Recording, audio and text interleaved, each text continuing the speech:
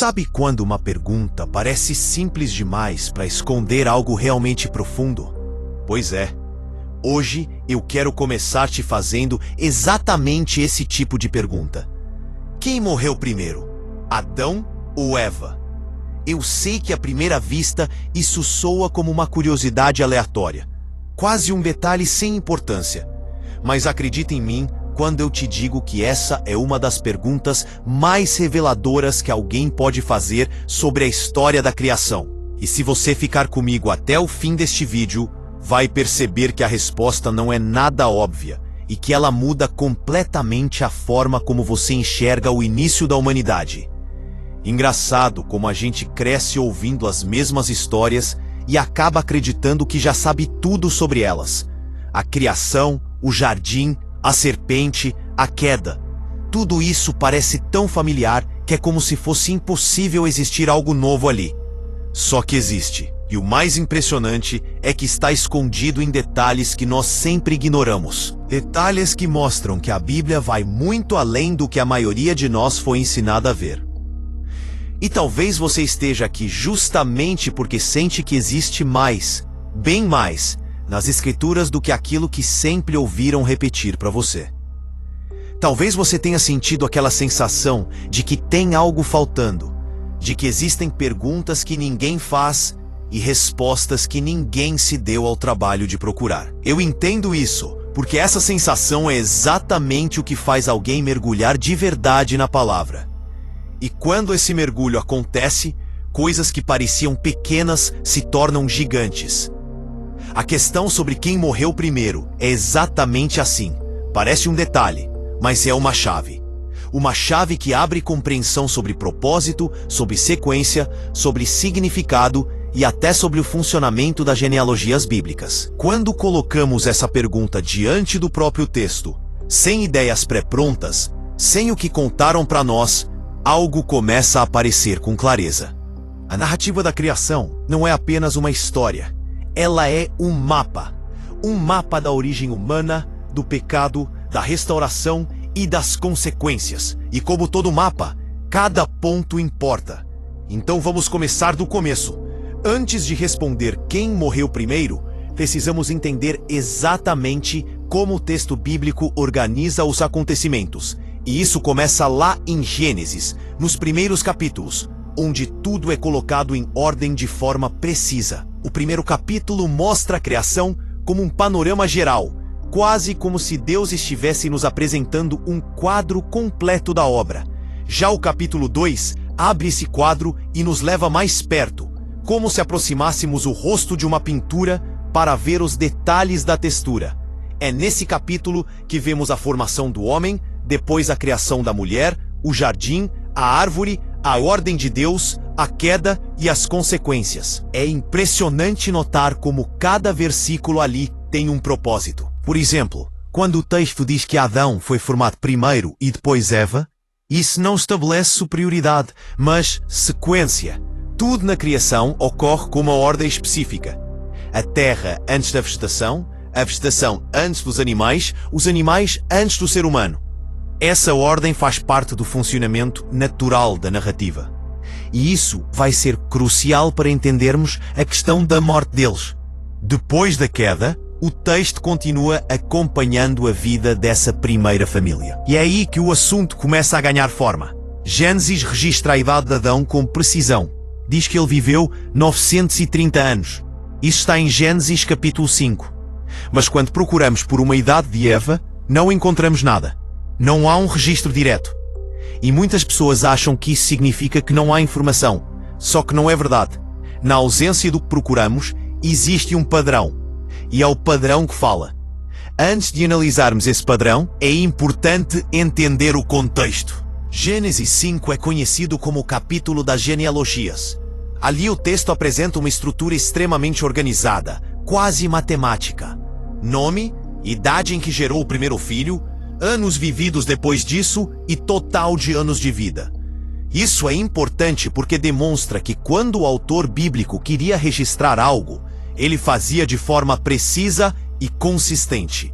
A pergunta então é a seguinte: por que Adão tem sua morte registrada e Eva não? Ausência Não é acidental, a ausência é intencional. E sempre que o texto deixa um espaço, esse espaço chama a nossa atenção para algo maior. Mas antes de chegarmos na interpretação disso, precisamos montar juntos a linha do tempo. Adão e Eva são criados, vivem no jardim, caem, são expulsos, têm seus filhos, acompanham as consequências do pecado se espalhando pela terra. Assistem Caim matar Abel. Vivem tempo suficiente para ver as primeiras gerações se formando. E finalmente, Gênesis 5 registra a morte de Adão aos 930 anos. Agora vem a parte interessante. Eva ainda está presente quando Sete nasce, porque Gênesis 4 a menciona de forma explícita. Só que depois disso, o texto não fala mais sobre ela. É como se sua presença desaparecesse silenciosamente da narrativa, enquanto Adão continua sendo mencionado até o registro final de sua morte. E quando entendemos como o texto funciona, começamos a perceber que essa ausência é uma pista que nos leva para uma verdade que muitos nunca perceberam.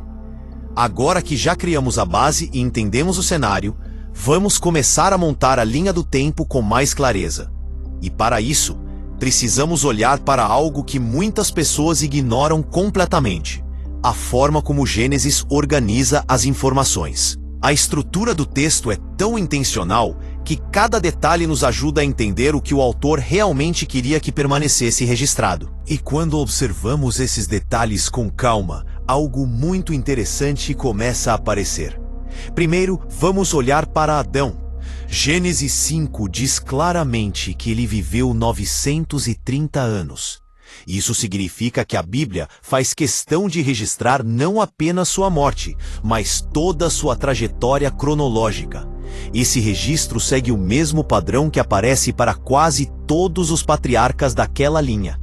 O texto diz a idade em que ele gerou Sete, depois quantos anos ainda viveu e, por fim, o total de anos da sua vida. Isso cria uma cadeia completa de informações que nos permite acompanhar a genealogia do início ao fim.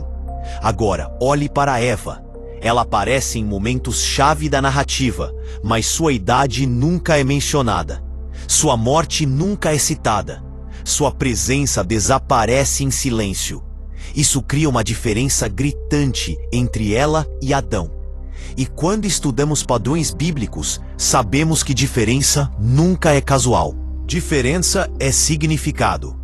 Essa ausência de registro sobre Eva tem intrigado estudiosos por séculos.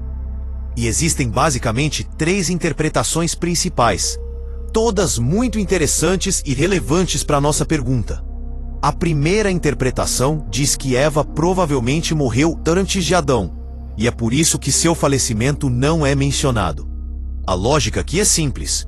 O texto foca em quem tinha relevância direta para a continuidade da genealogia. Como a genealogia segue pela linhagem masculina, o registro da morte de Adão era necessário, enquanto o de Eva não seria essencial para fins genealógicos. Portanto, seu falecimento não teria sido registrado. A segunda interpretação diz o contrário. Diz que Eva pode ter vivido tanto quanto Adão e talvez até mais. Mas como a narrativa muda completamente de foco quando chegamos ao capítulo 5, a ênfase deixa de ser na primeira família e passa a ser exclusivamente na linha de Sete. Dessa forma, a morte de Eva simplesmente não seria relevante para o tipo de lista que o capítulo estava construindo. Essa teoria defende que a ausência não indica morte precoce, apenas mudança de foco do autor. Já a terceira interpretação vai além do literal e parte para o simbólico. Ela diz que Eva é chamada na Bíblia de mãe de todos os viventes. Esse título, dado em Gênesis 3, é tão poderoso que cria um significado espiritual profundo para sua figura. Segundo esse entendimento, o texto não menciona sua morte justamente para reforçar simbolicamente o papel da mulher como fonte de vida. Nesse entendimento, o silêncio sobre sua morte seria uma forma literária de destacar que sua existência continua no legado da humanidade. Essas 3 interpretações formam a base do debate sobre quem morreu primeiro. Mas para chegar a uma conclusão sólida, precisamos analisar as evidências com calma e observar qual delas se encaixa melhor dentro do fluxo do texto bíblico, do contexto histórico e do padrão das genealogias. Então vamos começar pela primeira teoria, a ideia de que Eva morreu antes de Adão. Para muitos estudiosos, essa é a teoria mais natural. Isso porque a Bíblia normalmente registra a morte dos personagens importantes enquanto eles ainda estão presentes na narrativa. Eva é mencionada pela última vez de forma direta após o nascimento de Sete. A partir desse ponto, sua presença desaparece completamente. E isso sugere que ela pode ter morrido antes do período genealógico de Adão ser desenvolvido. Outro ponto interessante é que quando o texto começa a listar as gerações, não existe qualquer menção de Eva como alguém que acompanhou a vida desses descendentes. O silêncio é absoluto.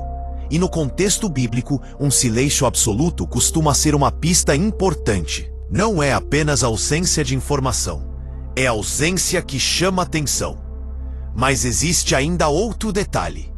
Em toda a Bíblia, quando uma personagem feminina tem importância direta na continuidade da história, o texto costuma mencionar sua morte, como acontece com Sara, com Raquel e com Débora. Todas essas mortes foram registradas com detalhes, mas a morte de Eva, não. Isso pode indicar duas coisas. Ou ela morreu antes de um momento relevante onde o texto poderia registrá-la, ou sua morte não era essencial para o desenvolvimento narrativo da linhagem.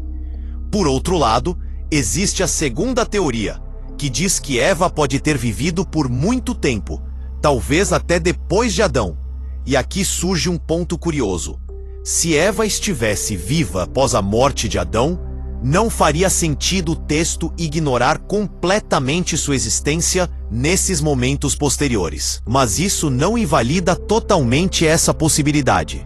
Afinal, a narrativa bíblica muitas vezes deixa de lado personagens que não estão diretamente ligados ao desenvolvimento genealógico que o autor quer destacar. Agora chegamos à terceira teoria, a simbólica. E mesmo que muitos prefiram interpretações literais, essa visão tem força porque está diretamente ligada ao significado espiritual do texto. O título Mãe de Todos os Viventes não é apenas literal, ele tem peso teológico. Ele faz de Eva a representação do início da vida humana. E algumas correntes interpretam que mencionar sua morte seria quebrar essa força simbólica, já que sua representação continua viva na humanidade. Então, como resolver isso? Como entender qual dessas teorias faz mais sentido? É aqui que a linha do tempo volta a se tornar essencial. Quando observamos a linha do tempo com cuidado, começamos a perceber que o texto de Gênesis não apenas narra fatos soltos, mas organiza a vida da primeira família com uma lógica própria. E essa lógica nos ajuda a entender quem morreu primeiro e por que isso importa tanto. Então vamos analisar o que sabemos com certeza. Primeiro fato confirmado: Adão viveu 930 anos. Isso não é uma interpretação, está explícito na Bíblia. E como esse número aparece dentro de uma lista extremamente organizada, ele é considerado um dos dados mais sólidos do Antigo Testamento. Segundo fato confirmado: Eva está presente até o nascimento de Sete, o terceiro filho mencionado por nome após a morte de Abel. Isso significa que ela viveu pelo menos até os 130 anos de Adão, já que o texto diz que Sete nasceu quando Adão tinha essa idade. Depois disso, a ausência começa, e a ausência é o que gera a pergunta. Se Eva estivesse viva durante os próximos séculos de vida de Adão, sua presença normalmente seria registrada em algum ponto, não como protagonista, mas como parte do contexto familiar. Afinal, todas as grandes movimentações do início da humanidade envolviam diretamente a primeira família. Mas o texto não faz qualquer menção. Um ponto importante é que, durante quase 900 anos de vida, Adão assistiu seus filhos, netos e bisnetos se multiplicarem. Ele viu gerações e mais gerações crescerem. E mesmo assim, a figura de Eva não reaparece. Isso é muito significativo, porque no estilo de narrativa bíblica, a ausência prolongada de alguém tão importante normalmente indica que essa pessoa já não estava viva naquele período. Entretanto, precisamos ir além da ausência textual e observar outra pista que passa despercebida pela maioria das pessoas. A morte de Adão é registrada com precisão, não apenas porque ele era o primeiro homem, mas porque ele era o ponto de referência da genealogia. A linhagem escolhida por Deus para seguir até Noé é estruturada exclusivamente através dele. Isso significa que registrar sua morte fazia parte do objetivo do capítulo 5. Mas Eva não fazia parte dessa linha genealógica direta, então sua morte, mesmo que acontecesse depois de muitos anos, não seria registrada se não estivesse alinhada com o propósito do texto. Só que existe algo ainda mais interessante. Quando estudamos a literatura hebraica da época, percebemos que era comum registrar apenas a morte de patriarcas, não de matriarcas. Isso reforça a ideia de que a ausência do registro da morte de Eva pode não ter nada a ver com sua ordem de falecimento, mas sim com a função literária do capítulo. Em outras palavras, o fato de Eva não ter sua morte mencionada pode ser apenas reflexo da forma como documentos antigos eram escritos, e não um indicador direto da ordem cronológica da morte dela. Mas então surge uma pergunta. Se a ausência não é suficiente para afirmar que ela morreu antes, e se o padrão literário também não fecha totalmente essa interpretação, o que resta? Resta algo que a maioria das pessoas nunca percebe ao ler Gênesis. A forma como o capítulo 5 é construído indica que ele não tinha como objetivo registrar a história completa de cada pessoa, mas focar exclusivamente na linha de descendência masculina.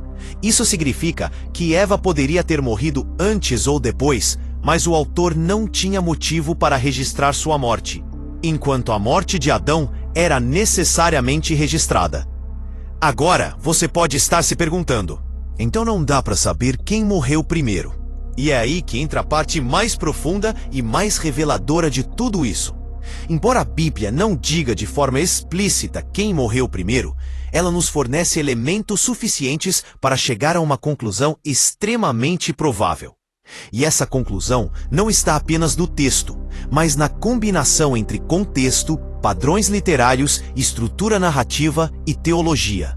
O primeiro elemento é o tempo de vida. Se Adão viveu 930 anos e Eva nasceu após ele, é provável que seus tempos de vida tenham sido próximos.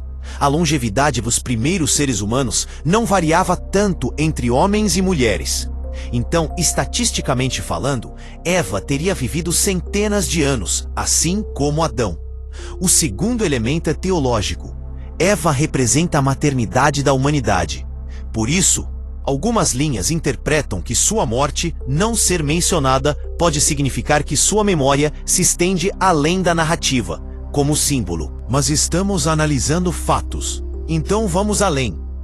O terceiro elemento é a lógica narrativa. Se Eva tivesse morrido muito antes de Adão, o texto provavelmente teria apontado isso, porque seria uma mudança significativa na estrutura familiar. A morte de Sara, por exemplo, é registrada porque foi um evento impactante. A morte de Raquel também. Essas mulheres tiveram suas mortes narradas, porque os eventos ao redor delas tinham implicações teológicas e históricas. Mas com Eva, após o nascimento de Sete, o foco muda completamente. Isso indica que o autor não estava mais interessado na dinâmica familiar, mas na genealogia como estrutura narrativa. Assim, chegamos a uma conclusão equilibrada. A Bíblia não deixa claro quem morreu primeiro, mas o registro explícito da morte de Adão, combinado com um silêncio total sobre Eva, sugere que ela provavelmente morreu em algum momento antes do encerramento da vida de Adão. Não sabemos se foi muito tempo antes ou pouco tempo antes. O texto não indica, mas ao observar o conjunto, essa é a interpretação mais consistente. E aqui está o ponto mais importante. A razão pela qual essa pergunta existe vai além da curiosidade histórica. O que realmente importa é o simbolismo escondido no fato de que apenas a morte de Adão foi registrada. porque isso diz algo profundo sobre a condição humana e sobre a narrativa espiritual da queda. Para entender isso, precisamos observar não apenas quando eles morreram, mas porque a Bíblia enfatiza um e silencia o outro. Para entender por que a Bíblia registra a morte de Adão e não menciona de Eva, precisamos olhar para o coração da narrativa bíblica. Porque, no fim das contas, nada ali é por acaso. Toda palavra, toda ausência, toda escolha literária carrega um significado. E é esse significado que começa a aparecer quando observamos a profundidade teológica por trás desses registros. Adão é visto na Bíblia como representante da humanidade. Ele é tratado como cabeça da raça humana. Paulo, no Novo Testamento, chama Adão de o primeiro homem. E quando ele fala sobre a queda e sobre o pecado entrando no mundo, ele sempre aponta para Adão, não para Eva. Isso não significa culpa exclusiva, significa representação espiritual. E como representante, a morte dele precisava necessariamente ser registrada.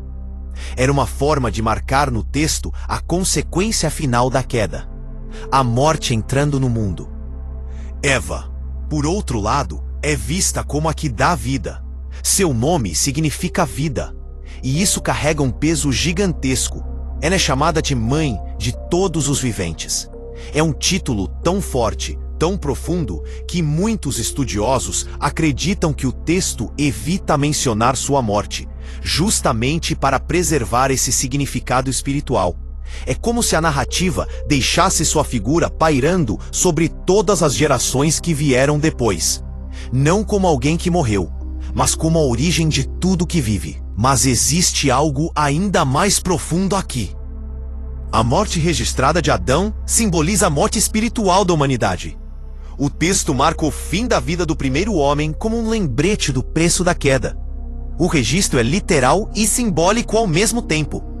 Já Eva, como símbolo de vida, permanece sem registro de morte. Isso não quer dizer que ela não morreu. Claro que morreu, mas o texto escolhe não registrar. E essa escolha literária cria um contraste poderoso entre vida e morte, entre consequência e origem, entre fim e começo. Agora imagine isso no contexto da narrativa completa. Adão tem sua morte registrada porque sua morte representa o fechamento do ciclo da criação do ponto de vista humano. Ele é o marco inicial e também o marco final da geração primordial. Já Eva é a origem da vida humana, e portanto o texto preserva seu papel sem o peso narrativo da morte simbolicamente associada. Mas antes que a gente pense apenas no simbolismo, vamos voltar ao que é factual. A combinação de tudo o que já analisamos até agora aponta para a conclusão mais equilibrada. Eva provavelmente morreu primeiro, mas sua morte não é registrada porque não era relevante para o objetivo genealógico do capítulo 5, que é focado exclusivamente na descendência masculina até Noé. Seu falecimento ocorreu em algum momento depois do nascimento de Sete e antes dos últimos anos de Adão, mas o texto optou por não mencionar. E é aqui que algo surpreendente acontece, porque além de tudo isso, existe ainda um detalhe que quase ninguém comenta. Enquanto Adão tem sua morte registrada, ele também é o único, em toda a genealogia, a ter a vida contada tanto antes quanto depois da queda. Isso transforma sua morte em um marco narrativo duplo. O fim do primeiro homem criado diretamente por Deus e o fim daquele que viu o Éden, a queda, a promessa e as gerações se multiplicando sobre a terra. Quando pensamos nisso, percebemos que a morte dele não poderia ser omitida. O texto precisava encerrar a trajetória do primeiro homem. Sem esse encerramento, a genealogia perderia sentido. Já Eva, embora igualmente importante, não estava no centro da função narrativa do capítulo 5. A genealogia precisava do fim de Adão para continuar sua estrutura. Não precisava do fim de Eva. Operon. Mas existe algo mais. Algo que toca não apenas a história deles, mas a nossa. Porque a pergunta sobre quem morreu primeiro não é somente sobre cronologia, ela é sobre significado. Ela nos faz perceber que, desde o início, a Bíblia trabalha com contrastes profundos. Vida e morte. obediência e queda, disciplina e promessa. E cada contraste tem uma função espiritual para aqueles que estudam a palavra. Quando a morte de Adão é registrada, ela nos lembra de algo que todos nós carregamos: a consequência do pecado, a certeza da morte, o peso da falibilidade humana. Por isso Paulo vai dizer que em Adão todos morrem. Ele é a representação da humanidade caída. A ausência da morte de Eva, por outro lado, nos lembra de algo igualmente importante: a continuidade da vida, a esperança, a origem. Mesmo no meio da queda, mesmo no meio da dor, a vida continuou, a promessa continuou, o propósito continuou. Por isso o título dado a ela no Éden permanece ecoando: Mãe de todos os viventes. É nesse ponto que a história deles se conecta profundamente com a nossa. Por quê? Assim como a morte de Adão representa a condição caída da humanidade, a figura de Eva representa a capacidade divina de restaurar, renovar e trazer vida mesmo depois da queda. E isso não é apenas arqueologia bíblica. Isso é experiência humana. Todos nós carregamos essa dualidade dentro de nós: a queda e a vida, a fraqueza e a esperança, a finitude e o propósito. E quando olhamos para a pergunta que gerou esse vídeo, percebemos que ela não é sobre quem morreu primeiro. Ela é sobre o que a Bíblia quer que entendamos a partir dessa aparente lacuna. E a resposta é que existe propósito até mesmo no silêncio do texto. Nada ali é acidental, nem a presença e nem a ausência. Agora que entendemos o simbolismo, a lógica, a estrutura das genealogias e o propósito literário da narrativa, estamos prontos para chegar à conclusão final. E essa conclusão não apenas resolve a pergunta, mas nos oferece um olhar completamente novo sobre o início da humanidade e sobre o que Deus estava revelando ao construir a história dessa forma. Quando entendemos essa verdade, algo dentro de nós começa a se rearrumar, porque percebemos que não estamos caminhando sozinhos e que a história não é um caos solto, mas um enredo escrito por um Deus que não perde o controle por um único segundo.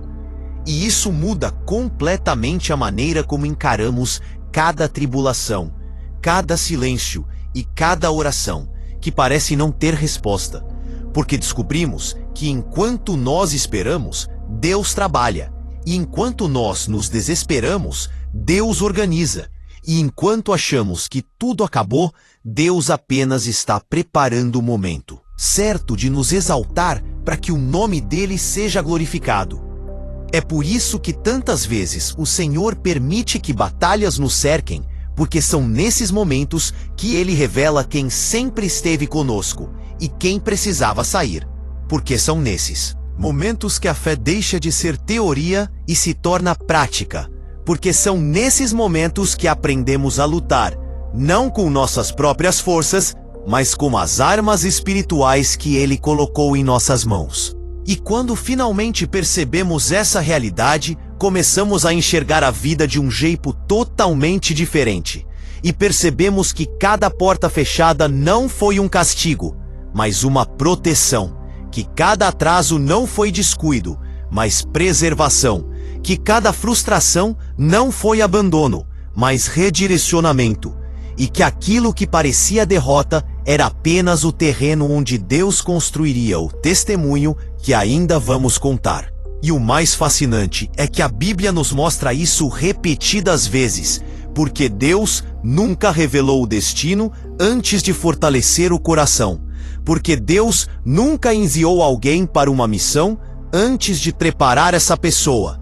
Porque Deus nunca abriu um caminho sem antes ensinar a confiança. E nunca colocou alguém diante de uma grande promessa, sem primeiro lapidar essa pessoa no deserto. Assim aconteceu com Moisés, que foi preparado por 40 anos no anonimato, antes de se tornar libertador. Assim aconteceu com José, que passou pelo poço e pela prisão, antes de sentar no trono.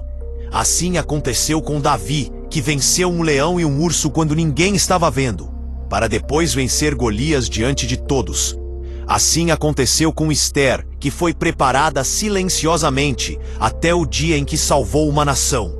E assim também acontece conosco, porque o Deus que age no visível é o mesmo Deus que trabalha no invisível. S. Prossego. P. Quando entendemos isso, começamos a interpretar nossa própria vida como parte de um plano muito maior do que os nossos olhos conseguem medir. E percebemos que aquele capítulo que parecia destruição, na verdade era libertação. Que aquela separação que doeu tanto, na verdade abriu espaço para novas conexões, enviadas pelo próprio céu. Que aquela porta que se fechou, na verdade nos livrou de algo que não era propósito. E que aquele tempo em que ninguém nos viu, na verdade era o tempo em que Deus estava nos moldando para ser exatamente o que Ele precisa que sejamos. E é por isso que Apocalipse não deve gerar medo, mas esperança. Porque os olhos de Deus enxergam tempos e eras, enquanto nós enxergamos apenas dias e momentos. E quando Ele revela o fim desde o começo, Ele não o faz para nos assustar, mas para nos lembrar que a vitória já está decretada, que o mal não triunfará, e que aqueles que permanecem firmes até o fim receberão a coroa da vida. Essa mensagem não é de morte, mas de vida. Não é de destruição, mas de restauração. Não é de caos, mas de ordem. Não é de perda, mas de consumação. Porque Apocalipse revela que tudo aquilo que o pecado contaminou será purificado. Que tudo aquilo que foi distorcido será restaurado, e que tudo aquilo que parecia sem solução será finalmente resolvido pelas mãos do Cordeiro que reina para sempre. E quando abrimos nosso coração para essa verdade, algo poderoso começa a acontecer. Porque o medo diminui, o desespero enfraquece, a ansiedade perde força e a esperança começa a crescer dentro de nós, como uma chama que nada pode apagar. Porque finalmente entendemos que não estamos à deriva, mas estamos sendo conduzidos pelo único Deus que conhece cada detalhe do amanhã e que escreve cada linha da história com intencionalidade, perfeição e amor. Por isso, quando o mundo parecer escuro, quando tudo parecer incerto, quando as notícias parecerem assustadoras e quando a sensação de que as coisas estão fugindo do controle tentar invadir sua mente, lembre-se do livro de Apocalipse. Lembre-se que o Cordeiro venceu. Lembre-se que o trono não está vazio. Lembre-se que os céus não entraram em pânico. E lembre-se que nada pode parar aquilo que Deus decidiu completar. E talvez você esteja vivendo agora exatamente esse cenário de incerteza, sentindo que sua vida entrou em um capítulo que não faz sentido. Mas quero que você entenda algo muito profundo, que está no centro da mensagem bíblica. Você não precisa compreender tudo para confiar completamente. Você não precisa ver o caminho inteiro para dar o próximo passo. Você não precisa ter respostas para ter fé, porque a fé não é fruto da clareza, mas da convicção de que Deus é fiel, mesmo quando nós não entendemos o que Ele está fazendo. E quando essa convicção começa a crescer dentro de nós, percebemos que podemos descansar mesmo no meio da tempestade, que podemos ter paz, mesmo sem ver saída, e que podemos continuar caminhando, mesmo quando nada parece favorável, porque nossa confiança não está naquilo que vemos, mas no Deus que vê tudo. E essa compreensão abre nossos olhos para algo ainda mais grandioso, talvez o maior consolo do Apocalipse, a certeza de que nada termina em derrota para aqueles que pertencem a Cristo. Porque a história não termina com dor, mas com restauração. Não termina com lágrimas, mas com consolo. Não termina com morte, mas com vida. Não termina com trevas, mas com luz. Não termina com perda, mas com plenitude. Não termina com seres humanos tentando sobreviver, mas com Deus habitando com o seu povo para sempre. E quando essa verdade invade o coração, ela transforma a maneira como enfrentamos cada dia, porque nos lembramos de que há um propósito na luta, há um propósito no silêncio, há um propósito na espera e há um propósito até mesmo nos capítulos que parecem confusos, porque Deus não desperdiça momentos, Ele não desperdiça lágrimas e Ele não desperdiça processos. 5. E quando essa verdade invade o coração, ela transforma a maneira como enfrentamos cada dia, porque nos lembramos de que há um propósito na luta, há um propósito na espera e há um propósito até mesmo nos capítulos que parecem confusos.